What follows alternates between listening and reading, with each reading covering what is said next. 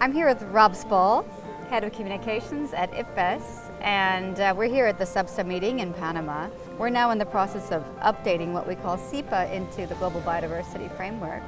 And so I thought it would be good just to get your thoughts a little bit on why this work is important for biodiversity. IPBES, as the body that tries to help decision makers around the world take science and evidence into account when making decisions about nature and biodiversity, really places a big emphasis on communications and on public awareness and on outreach, and to a degree education as well.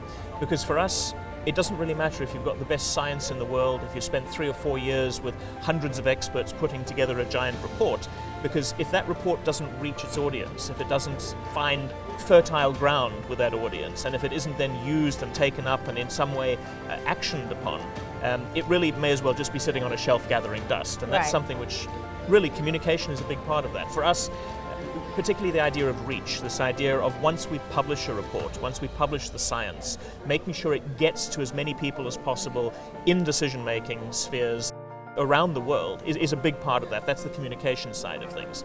But at least as important for us as communications is the education and the public awareness side, because just because it reaches somebody, if it doesn't actually resonate with them, and if it doesn't somehow resonate with their priorities, with the values that they have, quite often it will then just not go anywhere. I think a lot of communication around biodiversity falters on this image that biodiversity is somehow other than us, or apart from us, or not really super important to our lived experience. And nothing could be further from the truth, right? I mean, biodiversity is about the food that we eat, the water that we drink, the air that we breathe, the diseases that we manage to avoid.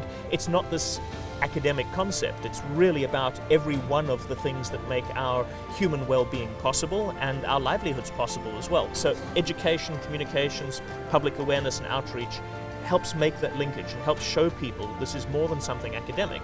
This is something really important to every person, every family and every community.